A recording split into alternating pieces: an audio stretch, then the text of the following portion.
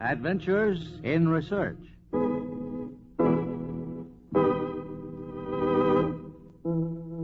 This is Paul Shannon bringing you another transcribed story of science produced as a public service in cooperation with the Westinghouse Research Laboratories.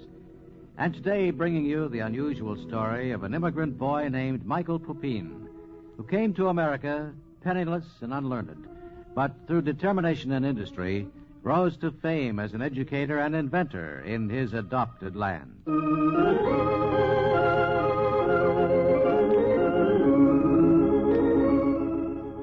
Some 80 or 85 years ago, in a small Serbian village of Ivor, there lived a farm family by the name of Pupin. Life was hard, and everyone had to do his share of work, even young Michael, 12 years of age. Now, Michael, listen closely to what I say. Yes, Father? I have brought you here tonight to the pasture to watch the oxen. It's very dark and no easy task for a small boy. Now, during the day, the sun and the heat force the oxen to keep cool under the shade trees. But at night, they are hungry and wish to feed. Now, do you see that cornfield over there? Yes, Father. When a breeze from the cornfield carries the sweetness of the young corn to the oxen, they will stray into those fields unless you watch them. Oh, I will watch them closely, Father. Very closely. Watching is not enough. A greater danger hides in the cornfield. Danger, Father? Cattle thieves. They hide in the cornfields at night, and whenever an ox strays there to feast on the corn, they steal the animal away in the dark. How shall I prevent this? See this long knife? Yes, Father. Now, I stick it deep into the earth. So. Now lie down, Michael, and press your ear against the earth. Close. Now, are you ready? Ready, Father. Now I will strike the wooden handle of the knife. Do you hear it, son? Oh, very clearly. Now, press your ear against the handle of the knife. Tell me, what do you hear now? I hear... Yes, it is the sound of the hooves of the oxen moving about in the pasture. That is right. Why is this, Father? In Serbia, among the farmers, it is an old custom. We know that sound travels through the ground far better than through the air. And hard earth carries sound much better than plowed-up earth. So, Michael, it is your duty to lie here at night with your ear pressed against the knife's handle. Should you hear the oxen stray away into the cornfields, strike the handle of your knife sharply. Now, that will signal other boys in the pasture nearby, and they will come running to help you. And the cattle thieves, will they not hear our signal? Where they hide, the earth is soft. They will not hear your signal.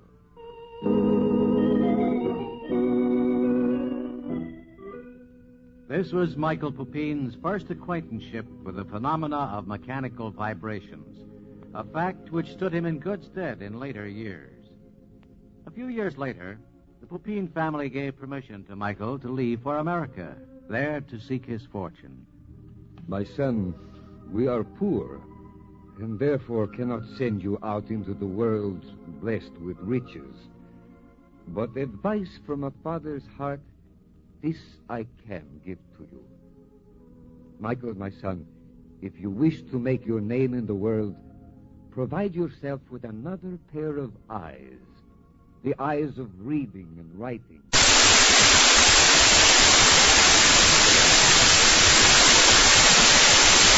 Light. Learning is the light which illuminates our path through this life and leads to a future life of everlasting glory.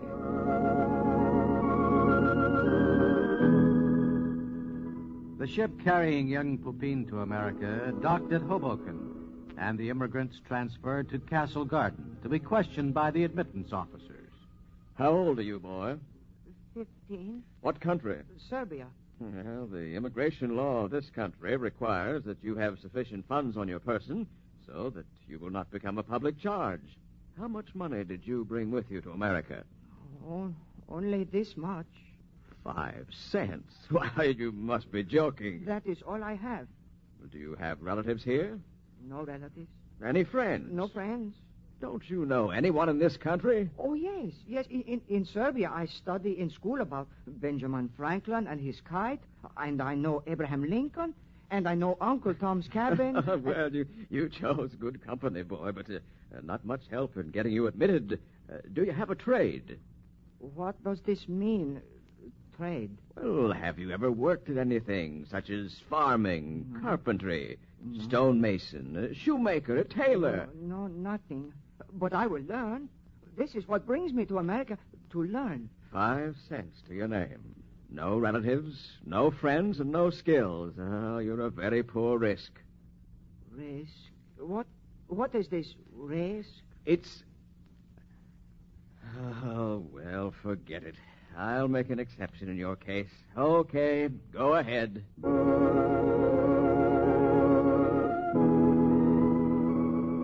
Michael Pupin was permitted to enter America. To keep alive, he did farm work in Maryland, tended mules in Delaware, painted basements in Philadelphia, and finally found employment in a cracker factory in New York. In the factory, he made friends with a boiler room engineer who took an interest in the young immigrant.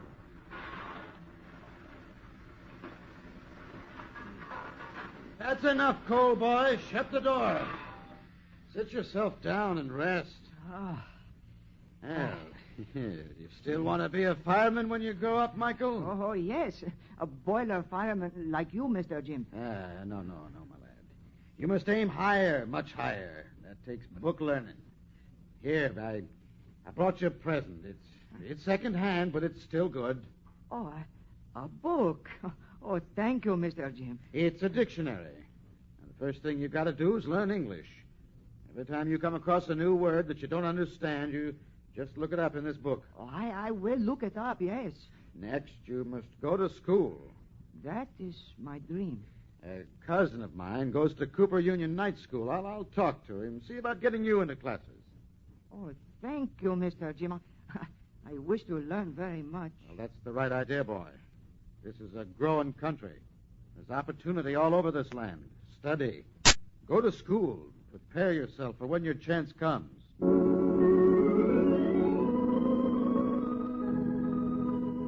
The boiler engineer, true to his word, got young Pupin admitted to school. Every spare moment at work, he made his young pupil memorize famous personalities and documents in American history. For the people shall not perish from this earth. Very good, Michael. Very good. I am speaking English better, yes? Oh, much better.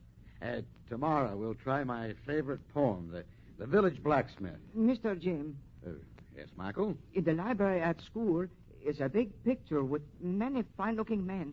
Some sit, some stand. Oh, what about it? These men, who are they? Names like McCormick, Morse, Howe, Whitney, Morton. Mr. Jim, what did these men do? Well, let's see. Morse invented the telegraph, McCormick the reaper, Howe the sewing machine. Most of these names belong to inventors, men of science. Like Benjamin Franklin and his kite? Well, that's right, like Franklin. This is what I wish to become, a man of science, like these men in the picture.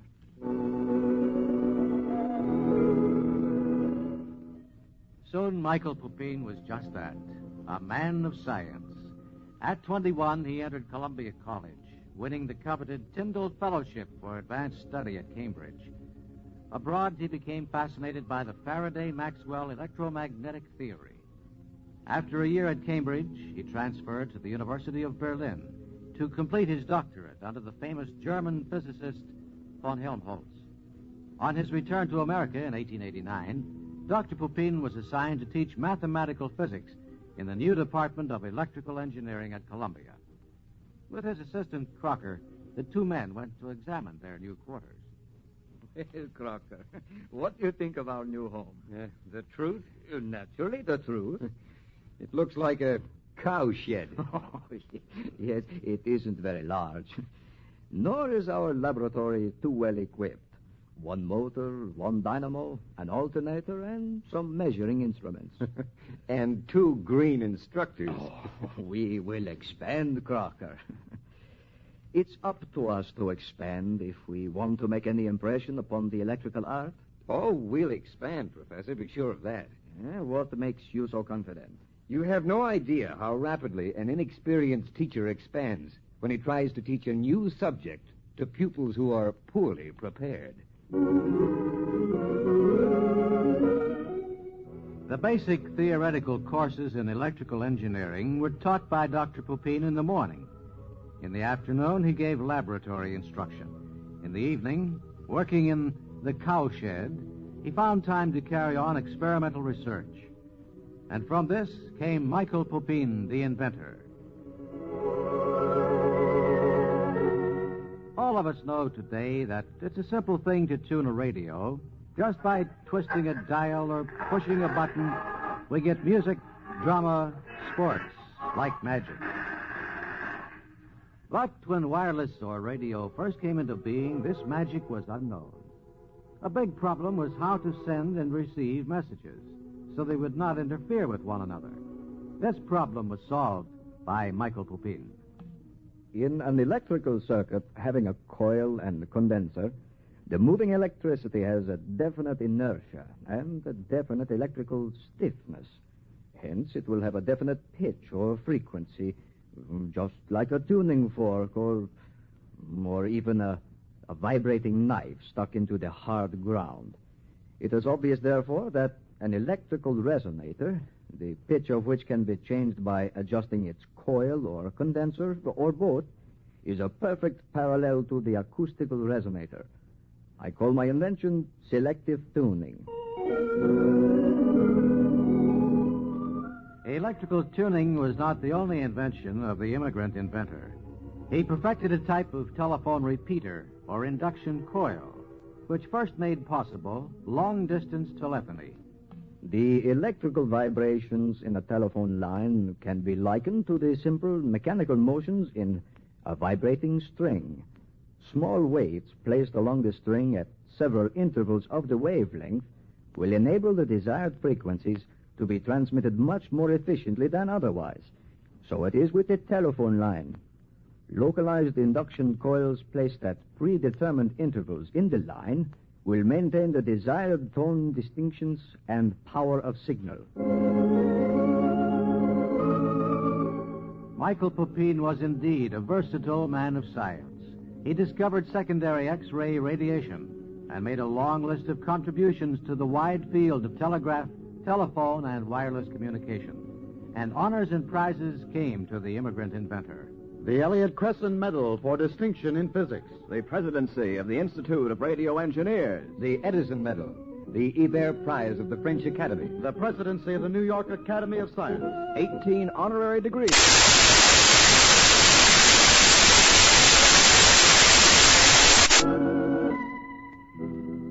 Scientist, inspiring teacher, inventor. Such was the career of Michael Pupin, the one-time Serbian shepherd boy who made of his opportunities in a free land an inspiring adventure in research.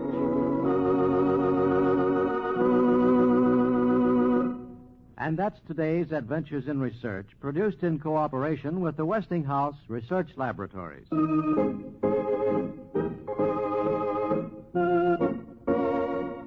These programs are broadcast to Armed Forces personnel overseas through the facilities of the Armed Forces Radio Service. Join us again next week for another transcribed story of science on Adventures in Research.